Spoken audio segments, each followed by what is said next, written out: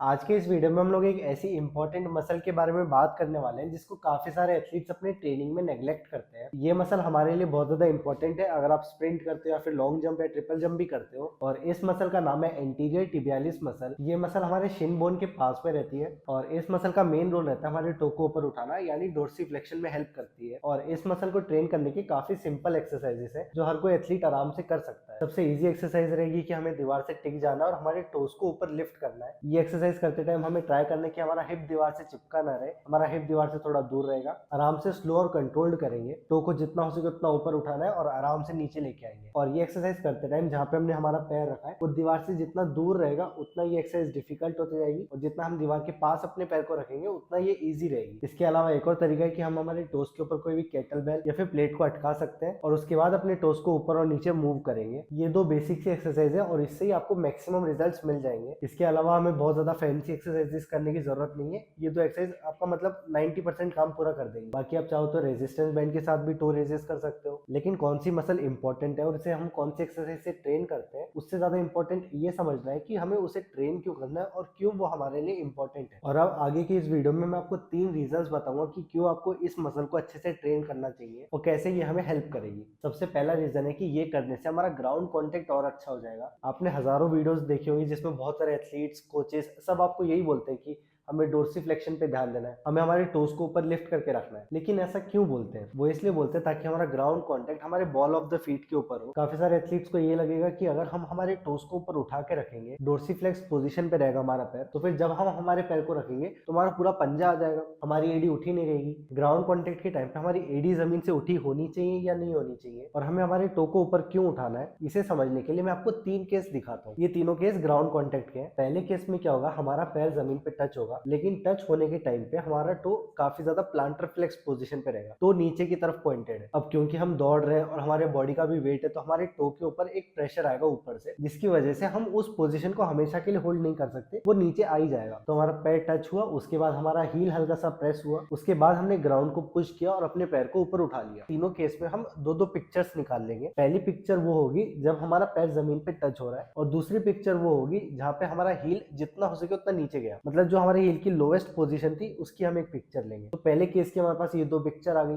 हमारा टो ऐसे टच हुआ और उसके बाद में हमारी हील प्रेस हुई, उसके बाद में हमने ग्राउंड को पुश कर लिया। अब दूसरा केस देखते हैं। दूसरे केस में हमारा टो ऊपर की तरफ उठा रहेगा और हमारा पूरा पैर जमीन पे टच हो रहा है, उसके बाद हमने ग्राउंड को पुश किया और हमारा पैर जमीन से ऊपर उठ गया। इस केस की भी हम दो पिक्चर्स निकाल लेते हैं। ये वो पिक्चर है जब हमारा पैर जमीन पे टच हुआ, और ये वो पिक्चर है जहाँ पे हमारी हील सबसे लोएस्ट पोजीशन पे थी। दोनों पिक्चर्स एकदम सेम है, वो इसलिए क्योंकि इससे ज्यादा नीचे हम लोग हील को लेके ही नहीं जा सकते। अब हम देखते हैं तीसरा केस। इसमें हवा में हमारा टो डोर्सिफ्लेक्स पोजीशन पे रहेगा, हमारा पैर जमीन पे टच हुआ जो कि इस पोजीशन पे था, उसके बाद हमारा हील बिल्कुल प्रेस नहीं हुआ और हमने वहीं से पुश किया। यहाँ पे भी हमारे पास जो दो पिक्चर्स आई है वो बिल्कुल सेम है, हमारा पैर इस पोजीशन पे टच हुआ और लोएस्ट हील की पोजीशन भी यही थी। अब ये तीनों केस की दो दो पिक्चर्स हमने ले ली, वो आप साइड में देख सकते हो। जो पहला केस है सिर्फ उसमें हमारा टो प्लांटर फ्लेक्स था, बाकी जो दूसरे और तीसरे केस थे इसमें हमारा टो डोर्सिफ्लेक्स था। और पहले केस में हमारी हील प्रेस हुई थी, लेकिन दूसरे और तीसरे केस में हमारी हील प्रेस नहीं हुई। हमारा टो टच होने के टाइम पे प्लांटर फ्लेक्स पोजीशन पे हो या डोर्सिफ्लेक्स पोजीशन पे हो, उससे कुछ फर्क नहीं पड़ेगा। फर्क इस बात से पड़ता है कि हमारी एडी टच होने के बाद दबनी नहीं चाहिए, और अगर हम पहले केस की तरह अपने पैर को जमीन पे टच करेंगे तो हमारी एडी नॉर्मली दब ही जाएगी। और इसी कारण से हम हमारे टो को ऊपर उठाने की कोशिश करते हैं ताकि हमारा जो ग्राउंड कॉन्टेक्ट है वो तीसरे केस की तरह हो, क्योंकि इस पोजीशन पे अपने एंकल को दबने से रोकना थोड़ा बहुत ईजी रहेगा। और जो एथलीट को लगता है कि अगर हम हमारे टो को ऊपर उठा के रख लेंगे तो उससे हमारा ग्राउंड कॉन्टेक्ट दूसरे केस की तरह होगा, तो ऐसा नहीं है। हम दौड़ते टाइम अपने टो को उठाने के बाद भी अपनी हील उठा के ग्राउंड कांटेक्ट रख सकते हैं। और जो ये तीसरा केस दिखाया आपको, ये एक परफेक्ट ग्राउंड कांटेक्ट का केस है। इसके बाद इस मसल को ट्रेन करने का दूसरा रीजन ये है कि हमारे पास दो टाइप की मसल्स रहती है, एगोनिस्ट और एंटागोनिस्ट। एगोनिस्ट वो मसल रहती है जो भी हम कोई मूवमेंट के टाइम पे यूज कर रहे हैं, जैसे कि लेग एक्सटेंशन के टाइम पे हमारे थाइस की मसल यूज होती है, और क्योंकि हमारे फ्रंट थाई की मसल यूज हो रही है तो वो एगोनिस्ट मसल है, और जो हमारे अपोजिट साइड की मसल है वो एंटागोनिस्ट है। अगर हम हमारे कोर को ट्रेन करते हैं तो वो एगोनिस्ट एंटागोनिस्ट हो गया, और कोर के अपोजिट साइड जो हमारी बैक की मसल है वो एंटागोनिस्ट हो जाएगी। तो सेम वैसे ही अगर हमारी काफ एगोनिस्ट है तो हमारी tibialis anterior muscle antagonist muscle हो जाएगी, और हमारी एगोनिस्ट और एंटागोनिस्ट मसल के बीच में एक अच्छा रेशियो होना चाहिए। अगर कोई भी एक मसल ज्यादा स्ट्रॉन्ग या ज्यादा वीक हो जाती है तो उसकी वजह से इंजरी के चांसेस काफी ज्यादा बढ़ जाते हैं। और जितने भी एथलीट्स हैं उनकी काफ की मसल हमेशा ट्रेंड होती रहेगी। हम बहुत सारे मूवमेंट में हमारी काफ की मसल को ट्रेन कर लेते हैं। नॉर्मली जब भी हम जंप करेंगे, प्लायोमेट्रिक एक्सरसाइज करेंगे तो उसमें हमारी काफ यूज हो जाती है, ट्रेन हो जाती है, लेकिन हम कभी टिबियालिस एंटीरियर मसल को ट्रेन नहीं कर पाते, जिसकी वजह से बहुत सारे एथलीट्स को शिन पेन हो सकता है या फिर एंकल की इंजरीज हो सकती है। तो ये वो दूसरा रीजन है जिसकी वजह से ये मसल इंपॉर्टेंट हो जाती है। और तीसरा और सबसे इंपॉर्टेंट रीजन ये है कि जब हमारा एंकल प्लांटर फ्लेक्स पोजीशन पे रहता है उस टाइम पे हमारी काफ की मसल्स लूज रहती है। जब हमारा पैर डोर्सीफ्लेक्स पोजीशन पे आएगा तब हमारी काफ की मसल स्ट्रेच रहेगी और वो थोड़ी टाइट हो जाएगी, और हमारी काफ की पोजीशन पे वो काफी हद तक हमारी हैमस्ट्रिंग की स्ट्रेंथ को भी अफेक्ट करता है। अगर हमारी काफ लूज है